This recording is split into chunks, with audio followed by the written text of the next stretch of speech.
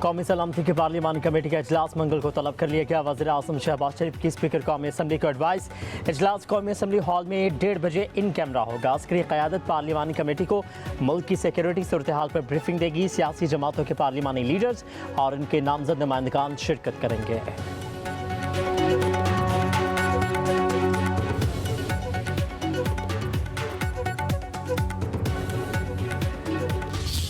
नौशकी में security forces के काफिले पर खुदकुश हमला, 3 सिक्योरिटी एहलकार और 2 शहरी शहीद। सिक्योरिटी फोर्सेस की जवाबी कार्रवाई में 3 दहशतगर्द मारे गए। ISPR के मुताबिक शहीद सिक्योरिटी एहलकार में हवलदार मंजूर अली, हवलदार अली बिलावल, नायक अब्दुल रहीम शामिल। सिविलियन ड्राइवर जलालुद्दीन और मोहम्मद नईम शहदा में शामिल।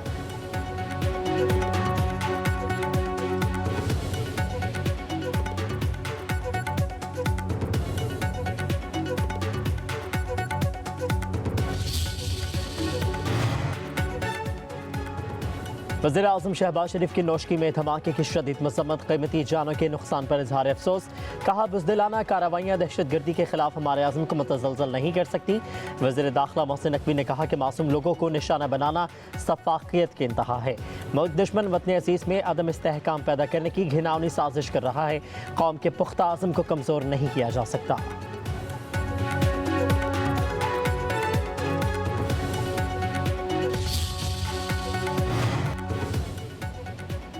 वज़ीर आला बलोचिस्तान सरफराज बुख्ती का कहना है, बलोचिस्तान में दहशतगर्दों के लिए कोई जगह नहीं।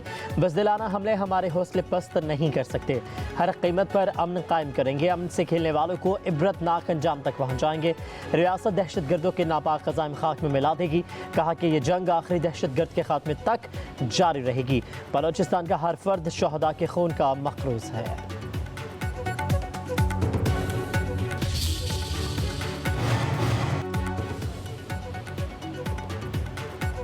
दहशतगर्दी के ऐसे वाक़यात के आगे तो अमेरिका और रूस जैसे ममालिक भी बेबस होते हैं। एक सियासी जमात ने सियासत को मुल्की मफादात से ऊपर रखा। वफाकी वज़ीर अहसन इकबाल की शकरगढ़ में मीडिया से गुफ्तगू। कहा कि बहादुर जवानों के होते मुल्क को कोई मैली आंख से नहीं देख सकता। जहाँ मुल्क के मफादात का सवाल हो, उसके सामने किसी किस्म की कोई सियासत नहीं होती। हमें मुकम्मल इत्तेहाद और यकजहती के साथ चैलेंजेस का सामना करने के लिए एक दूसरे की ताकत बनना चाहिए। पाकिस्तान को किसी सियासी ग्रैंड अलायंस की ज़रूरत नहीं।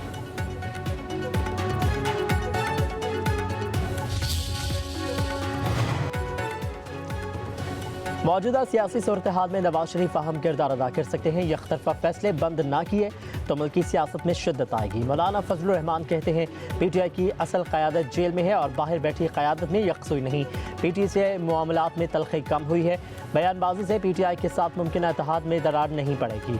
मेरे खिलाफ अगर कोई बयान देता है तो PTI को नोटिस लेना चाहिए। ईद के बाद तहरीक चलाने का फैसला करेंगे। कहा कि मौजूदा हुक्मरान इलेक्शन जीत कर नहीं आए। हुकूमत में शमूलियत के लिए हुक्मरान मिन्नतें करते रहे। जब हम निकलेंगे तो ये कहेंगे कि मुल्क का ख्याल करें। अवाम पार्लियामेंट से नाराज़ है।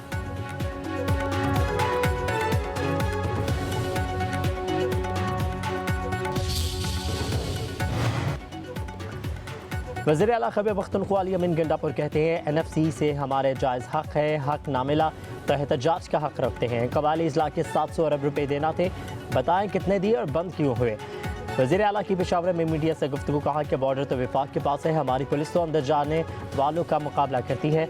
हम हमले पसपा कर रहे हैं। मरकज़ और इदारे एक पार्टी के ख़िलाफ़ अपनी तमाम तवानाइयाँ सर्फ कर रहे हैं। ये विफाकी नाअहली है।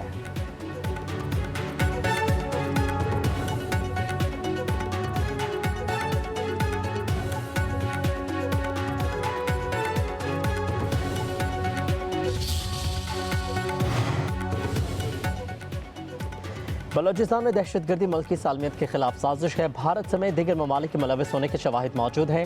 सीनियर वजीर सिंध शर्जील इनाम मेमन की मीडिया से गुफ्तगू। कहा, बलोचिस्तान में इन लोगों से बातचीत होनी चाहिए जो मस्बत सोच रखते हैं और पाकिस्तान की सालमियत के हामी हैं। शर्जील इनाम मेमन ने कहा कि हम सिंध का पानी किसी भी सूरत तकसीम नहीं होने देंगे। कौम पसंद सियासतदान नहरों को बुनियाद बनाकर सियासत चमकाना चाहते हैं। अवामी ने इंतखाबात में मुस्तरद कर चुके हैं। बोले, हुकूमत की हिमायत छोड़ना तो छोटी बात, हम इससे भी बड़ा कदम उठा सकते हैं।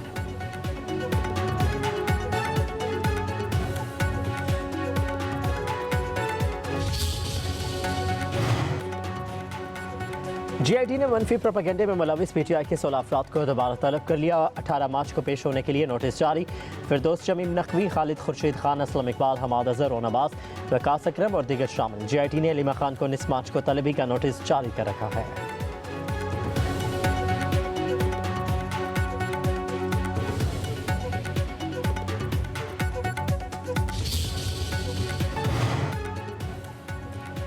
वज़ीर-ए-आज़म शहबाज शरीफ की इंसानी स्मगलिंग के सरगना की गिरफ्तारी पर FIA और इंटेलिजेंस ब्यूरो के अफसरान और एहलकारों की पजीराई। कहा, इंसानी स्मगलर बेगुनाह अफराद की जानों के ज़िया के जिम्मेदार है। जजा गैंग को गिरफ्तार करना लायक तहसीन है। ये काला धंधा मुकम्मल तौर पर बंद कराने का पुख्ता आज़म कर रखा है। पाकिस्तान का नाम आलमी सतह पर बुलंद करने के लिए हर एक को अपना किरदार अदा करना होगा। वज़ीर-ए-आज़म ने कामयाब कार्रवाई करने वाले अफसरान और एहलकारों को 10-10 लाख रुपये इनाम दिया।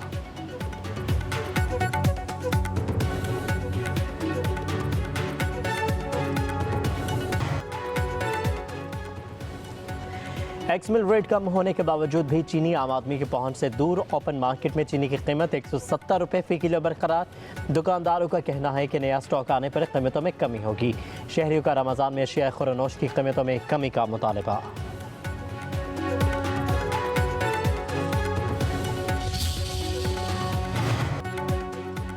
वज़ीर-ए-आज़म का चीनी की कीमत बढ़ने पर शदीद इजहार नाराज़गी। ज़रा के मुताबिक शहबाज शरीफ ने शुगर मालिकान में बड़े डीलर्स को कल बुला लिया। FIA ने फैसलाबाद और लाहौर समेत दीगर शहरों में छापों का सिलसिला भी शुरू कर दिया। मुतादिद डीलर्स गिरफ्तार, रिकॉर्ड कब्जे में ले लिया गया। शुगर मिलों का रिकॉर्ड भी चेक किया जा रहा है। मिल्स मालिकान समेत मुतादिद माफिया की फहरिस्त तैयार करके तयन किया जा रहा है।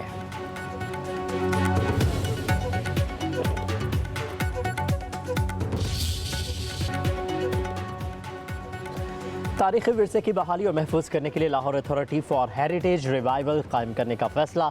सदर नून लीग नवाज शरीफ और वज़ीर आला पंजाब मरीम नवाज की ज़ेर सदारत इजलास।